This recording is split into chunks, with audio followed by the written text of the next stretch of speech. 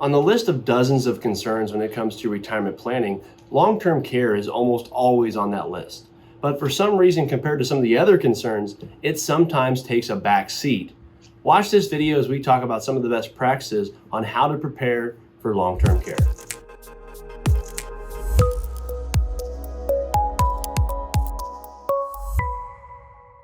Hi everyone, thank you for joining us today on this edition of the Financial Beat. Today we're going to talk about something that a lot of you guys planning for retirement may have thought about, or it may have came up in a conversation, or maybe it's been keeping you up at night on how to plan for long-term care. Is it something I need to worry about in my retirement plan? What are the best practices and what is the best way to maybe tackle that, as well as what is our options when it comes down to it? You know, the odds show that it's probably going to happen to either us or our spouse at some point in our retirement planning journey.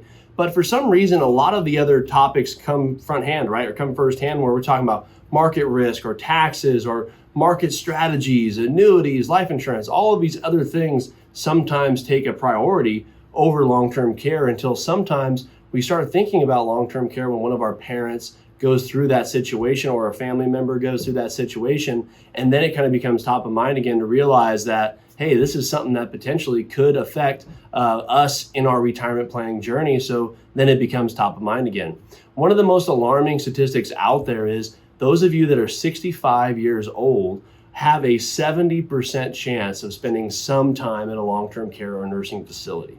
So I mean, when you think about that statistic, I always joke, right? If you went out and said, hey, you got a 70% chance in the winning the lotto, a lot of us would go out there and buy lotto tickets. But when it comes time for long-term care, we just say, wow, that's a pretty high percentage, but let's talk about this market portfolio, or let's talk about this or that or the other, right? So it's something that we definitely will have to plan for in the retirement plan. There's several ways to do it, and there's several forms of long-term care. A lot of you guys out there that don't know, let's break down the three most common types of forms of long-term care. You have an independent facility, right? That's where maybe you're on your own, you maybe need limited help, you could do things yourself, you're very self-sufficient, but you're slowing down, you have some other, aging health concerns and things of that sort. So it slows you down a little bit. That would be the independent care route. And then you have like the skilled nursing, right? You have that where it's typically a lot more in depth than that, as well as you have assisted living as another one, where those are the three types where you typically have some form of long-term care. Those three forms are all pretty expensive, right? They range in a huge amount, and it's something where you really got to plan for it in your retirement plan. Again, with knowing that there is almost a 70% chance, if you're over 65, that you will spend some time in a facility. So let's talk about long-term care in general. A lot of you guys have heard of long-term care insurance, which we're going to touch on here as well. But there's also other ways to plan for long-term care and ways to cover long-term care retirement planning. One of the most notable, I would say, is to self-insure. A lot of clients say, hey, Logan, I know you work with a lot of clients, all this stuff, but we don't really want to buy long-term care insurance. We feel we have enough money to cover the bill when it comes time, right? So perfect, that's fine. Let's figure out a way where we're going to strategize, where we're going to plan from. I always tell clients, when it comes time for financial planning, long-term care has to be in the conversation. And what we'll do is, if you do have a large amount of assets, that's fine. What we'll have to do is figure out what assets do we want to use to fund long-term care if that does happen.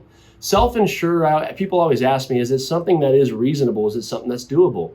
The answer is yes, it is doable. But what I always tell people, with the average price of long-term care, the median price right now is around $95,000 per year, right? So the average, when you average it out across the way, is about $7,500 per month for an average household. And so what I tell people, even the clients we have that are very wealthy, that have a large estate, a lot of them don't want to spend $200,000, $300,000, $400,000, or $500,000 in their lifetime on long-term care, right? They maybe had planned on that money going to their beneficiaries, their kids, their legacy plan, maybe a charity. So I do tell a lot of our clients, just because we have the assets, sometimes that's still not necessarily our ideal way to spend our money in retirement planning years, or especially in our later years, to see a huge chunk of our, piece of our portfolio that we've worked 20 or 30 or 40 or 50 years for to be thrown away into long-term care. So that's something we really got to cover when it comes time for planning for long-term care. The other thing is, one of the statistics that's very alarming out there is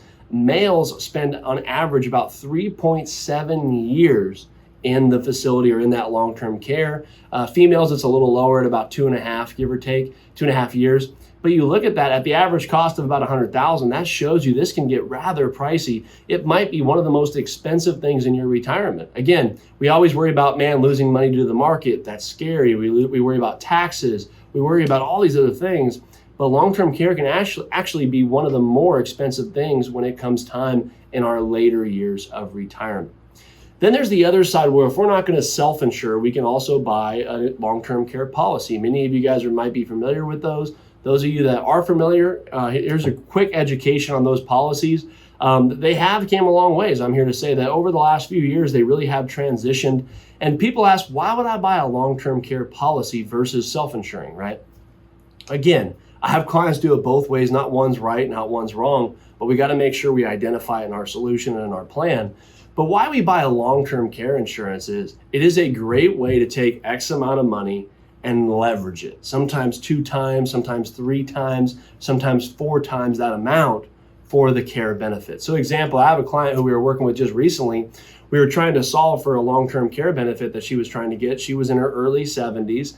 And we were able to put together where the client was able to do a lump sum into a policy of about $100,000, and it was able to give her about $300,000 of benefit back if she used it for long-term care, right? So that's a great solution where we could take X amount of dollars and maximize it in some situations. And the nice part about long-term care policies, most of them these days, is they actually, if you put X amount of dollars in, a lot of them you get X amount of money out if you don't use it, can go to your beneficiaries, right? There's annuities that have long-term care, life insurance products. They really have, in my opinion, transformed over the last few years to really be able to maximize it, yes, for your benefit, yes, for long-term care, but also if you don't use it, there is some money that can still go to the beneficiaries, in some cases, all of it, depending on the situation and what policy we're talking about.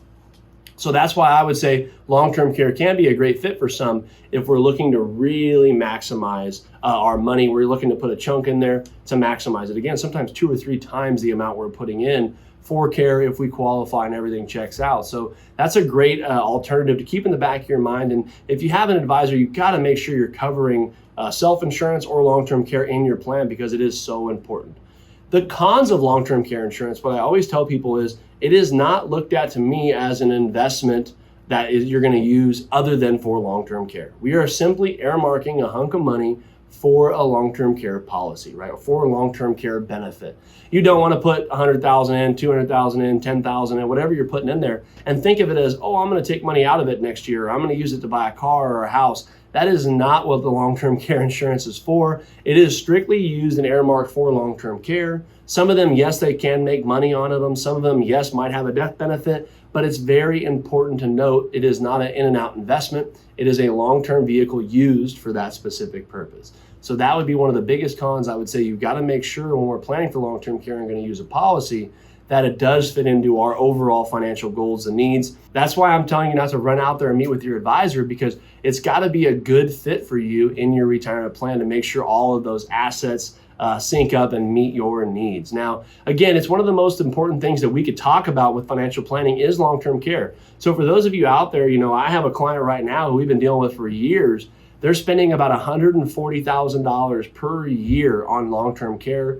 The client has been doing this for about 5 years now. We've seen this unfold. It is something where it is extremely expensive, right? When you look at what that client could have left behind, didn't have any long-term care insurance in place. So now it is significantly eating into her overall retirement plan, her investments, her overall inheritance. Everything that she is using is going towards this long-term care. So I always want to tell people, you want to make sure you have long-term care covered in your plan, making sure you're talking about it with your advisor. If you have any questions in regards to if long-term care could be a fit for you, I would be happy to have that conversation with you and tell you some of the benefits, pros and cons, as well as looking at the overall financial plan. So I appreciate you guys stopping by here on the Financial Beat. If you have not yet, go ahead and click subscribe, and we will see you next week.